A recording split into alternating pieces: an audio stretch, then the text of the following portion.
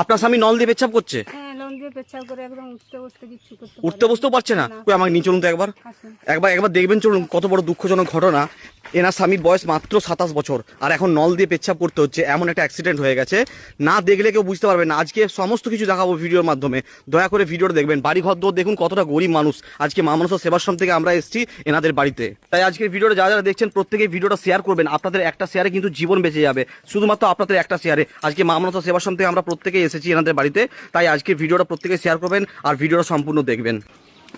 কই আপনি, কি নাম আপনার? সাহেব সামন্ত। 27 বছর বয়স? হ্যাঁ। আচ্ছা আচ্ছা, এইভাবে পেচ্ছাপ করতে হচ্ছে এখন? হ্যাঁ, এইভাবে পেচ্ছাপ করতে হবে। মানে এখান থেকে নল লাগিয়ে এইভাবে পেচ্ছাপ করতে হচ্ছে, দেখতে পাচ্ছেন কি অবস্থা। আচ্ছা, কিভাবে কি ঘটনাটা ঘটেছে? কি আছে আপনি? হ্যাঁ বলুন তো, কিভাবে কি হয়েছে? দাদা সাইকেল নিয়ে আসছিল। আচ্ছা। আন্ডারগ্রাউন্ড মেশিন গাড়ে পড়ে গেছিল। আচ্ছা। তো অপারেশন করেছিলাম। হ্যাঁ। সাকসেস হয়নি। আচ্ছা। আরো অপারেশন করতে বলে 4.5 লাখ টাকা খরচা হবে বলেছে। আবারও 4.5 লাখ টাকা খরচা? এটা আপনাদের বাড়ি? আমাদের বাড়ি। বাড়ি ঘর তো দেখতে পাচ্ছেন কিভাবে বসবাস করছে এরা। 4.5 লাখ টাকা কোথা থেকে পাবে? আচ্ছা, আপনার চিকিৎসার জন্য কত প্রয়োজন? 4.5 লাখ টাকা। 4.5 লাখ টাকা, মানে আবার অপারেশনটা করতে হবে? হ্যাঁ। অপারেশনটা করলে এখন কি প্যারালাইসিসের মতো হয়ে গেছে? হ্যাঁ, কোমর থেকে নিচের দিকটা প্যারালাইসিস। কোমর থেকে নিচের দিকটা প্যারালাইসিসের মতো। মানে একদমই উঠা বসা হাঁটা চলা কিচ্ছু করতে পারছেন না? পায়খানা পায়খানা বিছানাতে। বিছানাতে। সব বিছানাতেই? হ্যাঁ। আচ্ছা, আপনি কি স্ত্রী? হ্যাঁ। আপনি বসুন, একটু বসুন, ওনার কাছে বসুন। তাহলে কিভাবে সংসারপাতি চলছে আপনাদের?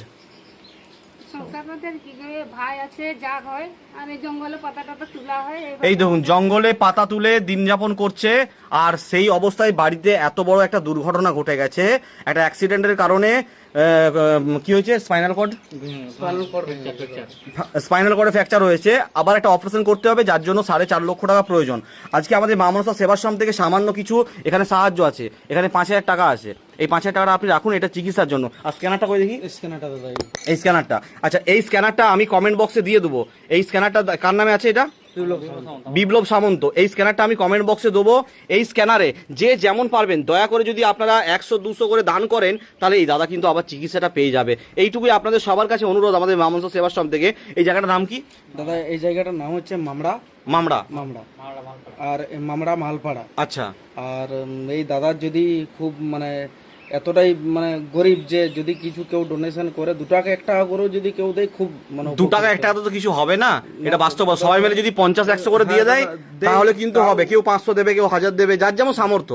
যার যেমন সামর্থ্য সবাই মিলে দিন, সবাই মিলে অল্প অল্প করে দিন। এই স্ক্যানারটা আমি কমেন্ট বক্সে দিয়ে রাখবো। এই স্ক্যানারটাই আমি কমেন্ট বক্সে দিয়ে রাখবো। সবাই মিলে দিন, অল্প অল্প করে দিন, যার যেমন সামর্থ্য হবে। মা মনসা সেবাশ্রম থেকে আমরা 5,000 টাকা দিলাম। আপনাদের যার যেমন সামর্থ্য হবে আপনারা সেইভাবে একটু সাহায্য করুন, যাতে এই মানুষটা সুস্থ হয়ে। আপনার ছেলে মেয়ে আছে? না, ছেলে মেয়ে। ও, ছেলে মেয়ে এখনো হয়নি? তা দেখতে পাচ্ছেন কি অবস্থা। তো দয়া করুন আপনারা শুধুমাত্র এনার স্ত্রীর দিকে, এনার স্ত্রী কিভাবে জীবনটা কাটাবে, এই শুদ্ধম বিয়ে হয়েছে, তো কিভাবে জীবনটা বাকি জীবনটা কাটাবে, আপনারা যদি একটু দয়া করেন তাহলে আপনাদের দয়াতে কিন্তু এই দাদা আবার সুস্থ হয়ে যাবে, দাদা আবার স্বাভাবিক জীবনে ফিরে আসবে। যার যেমন হবে 50-100 দিন আজকে দান করুন। দান তো হচ্ছে সব থেকে বড় ধর্ম। দান করলে কমে যায় না, দান করলে কখনো কমে যায় না। 50-100-200-500 যে কেউ দান করতে পারে। যার যতটা সামর্থ্য হবে একটু দান করুন। আমি স্ক্যানারটা তো কমেন্ট বক্সে দিয়েই রেখেছি। আর তাছাড়াও আপনারা দেখতে পাচ্ছেন সম্পূর্ণ ভিডিও। পাতা মানে জঙ্গল থেকে পাতা তুলে সংসার চালাচ্ছে, কত কষ্টের মধ্যে মানে দিন যাপন করছে। এটা বিষ্ণুপুরের কাছে, তাই তো? বিষ্ণুপুর থেকে সাবড়াকোণ, বিষ্ণুপুর সাবড়াকোণে এনাদের বাড়ি। এনাদের শুধু এখন দিনরাত শুধু মানে ঘরে কষ্ট চলছে। এই যে রোজগার করতো সেই এখন বাড়িতে শুয়ে আছে, বুঝতে পারছেন? তাই দয়া করে বলছি, যে যেমন পারবেন একটু সাহায্যের হাত বাড়ান আপনারা, আর ভিডিওটা প্রচুরভাবে শেয়ার করবেন। এইটুকু আশাবাদী যে কমেন্ট বক্সে শুধুমাত্র গড ব্লেস ইউ লিখবেন না, তার সাথে কিছু সাহায্য করে স্ক্রিনশটটাও দেবেন প্রত্যেকে। আর কে কোথা থেকে সাহায্য করছেন আজকে একটু কমেন্ট বক্সে লিখবেন। কে কোন জেলা থেকে, কোন গ্রাম থেকে সাহায্য করছেন। প্রত্যেকে ভালো থাকুন, মায়ের আশীর্বাদ সবার সঙ্গে থাকবে। জয় মা মনসা।